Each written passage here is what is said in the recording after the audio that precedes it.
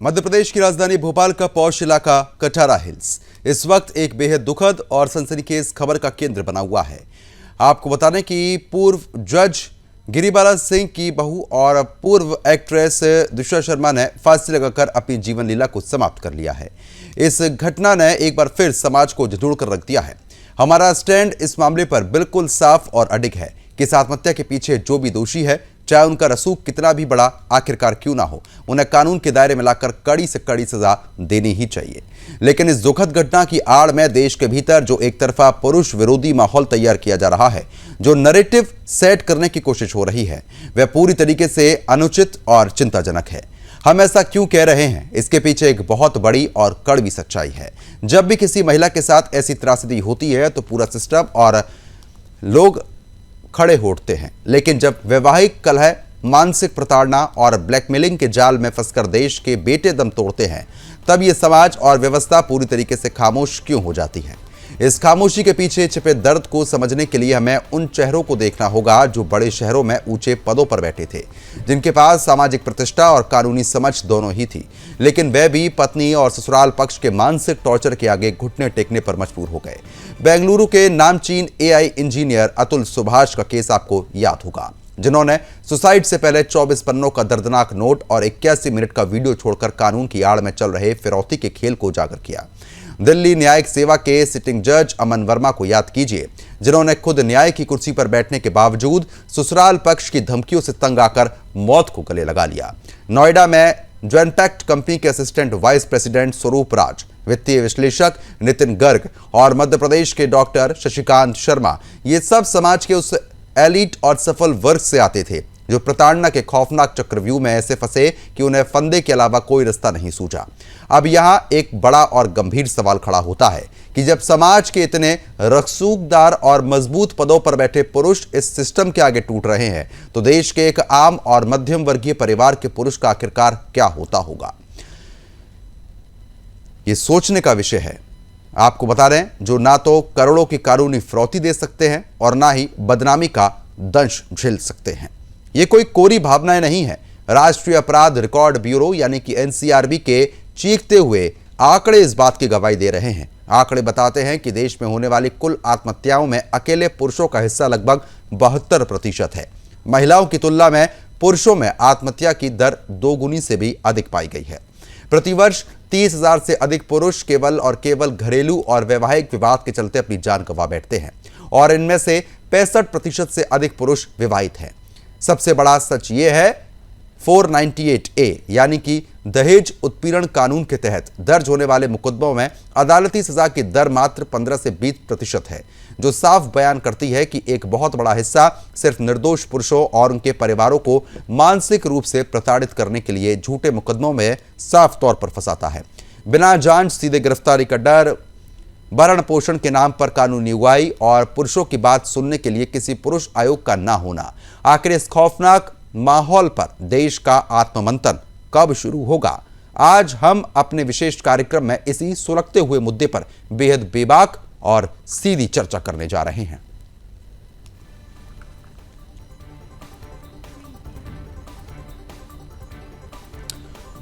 तो फिलहाल जिस तरीके से हमने अहम जानकारी जो है वो आपके साथ साझा की है और इसी बीच एक खास मेहमान जो है वो हमारे साथ जुड़ गए हैं, उनसे भी हम लगातार ये जानने की कोशिश करेंगे कि आखिरकार इन सब चीज़ों पर रोक किस तरीके से लगाई जा सकती है।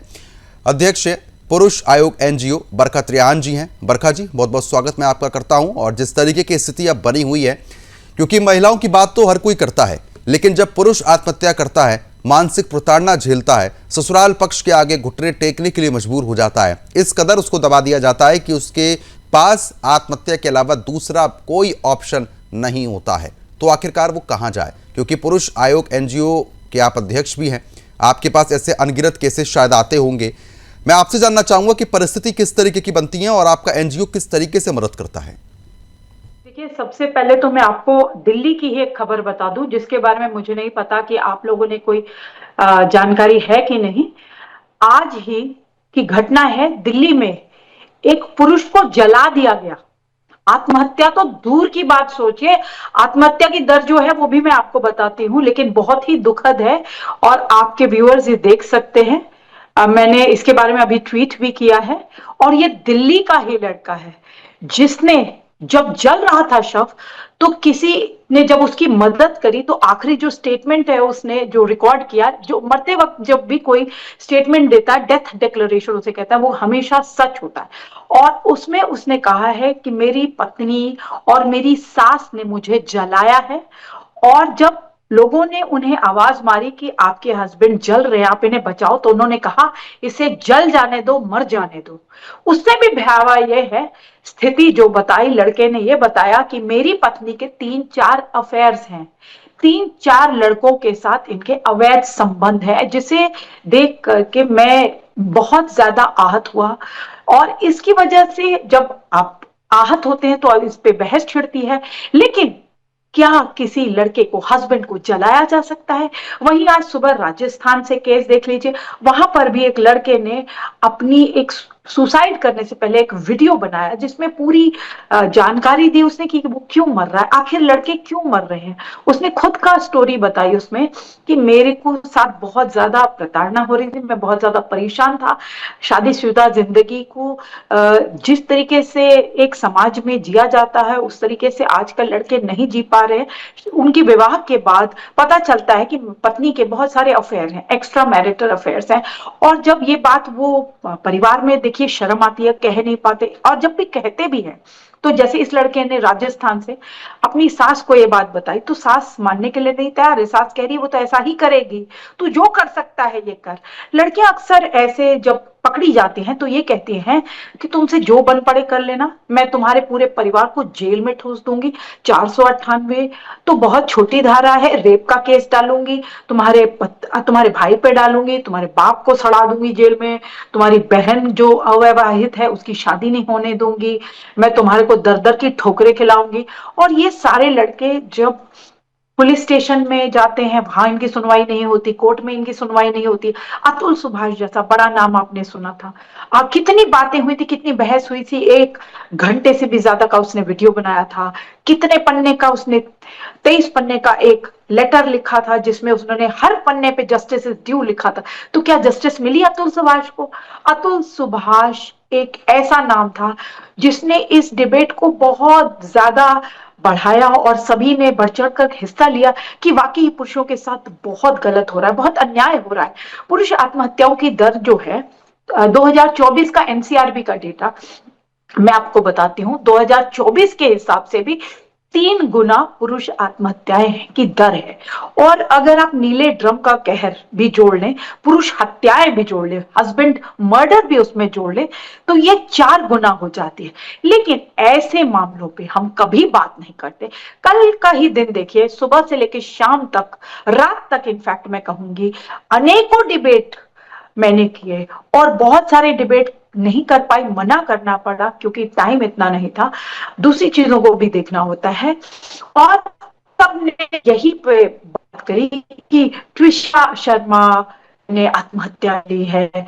महिलाओं की जब आत्महत्या होती है तो सुर्खियां बटोरती हैं, पूरे देश में इसकी चर्चा होती है, अरेस्ट होनी चाहिए। लेकिन अभी मैंने उनको भी यही बात बोली कि अभी कुछ ही हफ्ते पहले अमन शर्मा, जज साहब ने मौत को गले लगा लिया। इतने परेशान थे जज साहब, इतने परेशान थे, इतने प्रताड़ित हो रहे थे। उनके पिताजी को उन्होंने आखिरी बार कॉल करके भी कहा कि बस अब नहीं सहा जा रहा, और उन्होंने मौत को गले लगाया। किन परिस्थितियों में जज साहब को उनके पिताजी ने, माताजी ने पढ़ाया होगा।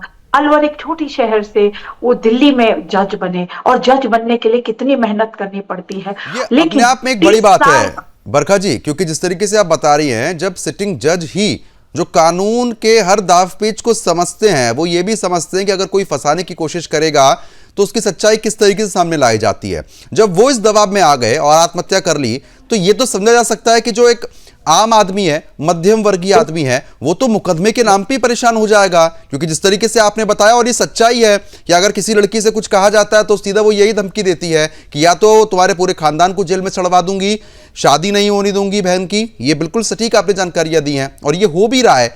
तो इससे किस तरीके से बचा जा सकता है? क्योंकि जो पुरुष आपको सुन रहे हैं और जो चीज झेल भी रहे हैं, शायद वो सुनेंगे तो उन तक सटीक जानकारी जाएगी किस तरीके से रूपरेखा होती है।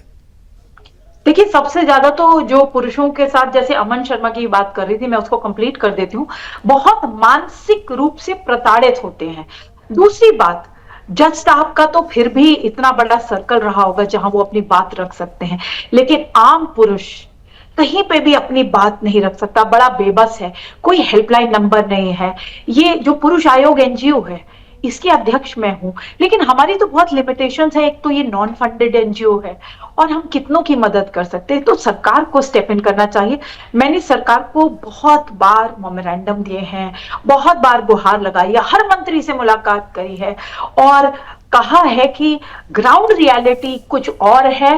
कानून सबके लिए बराबर होना चाहिए, महिला हो या पुरुष, क्योंकि आज की डेट में विक्टिम कोई भी हो सकता है। और मुझे एक अरसा हो गया इस काम को करते हुए, लाखों पुरुषों की हमने मदद करी है, निःशुल्क हम मदद करते हैं, हम कभी किसी से पैसा नहीं लेते। हम सबसे पहले तो इमोशनल स्ट्रेंथ देते हैं पुरुषों को, और हर एक पुरुष को कहते हैं कि इस लड़ाई में एक दूसरे का साथ दीजिए, एक इकोसिस्टम बनाइए, क्योंकि जैसे ही पुरुष के ऊपर कोई भी आरोप लगता है, सीधे उसकी नौकरी चली जाती है, उसकी जो भी प्रतिष्ठा है समाज में वो चली जाती है, क्योंकि एक समाज में हमने ये बना रखा है कि पुरुष ये हमेशा गलत होता है, वही गिल्टी है। कभी भी हम दूसरा पक्ष तो देखना ही नहीं चाहते बिल्कुल हैं, सही बात है। चाहे वो अमन शर्मा का ये केस आप हो, बिल्कुल चाहे ठीक कह रही प्रीता हैं, क्योंकि शर्मा। दूसरा पक्ष सुनना और समझना जरूरी होता है। हर केस में पुरुष गलत नहीं होते हैं।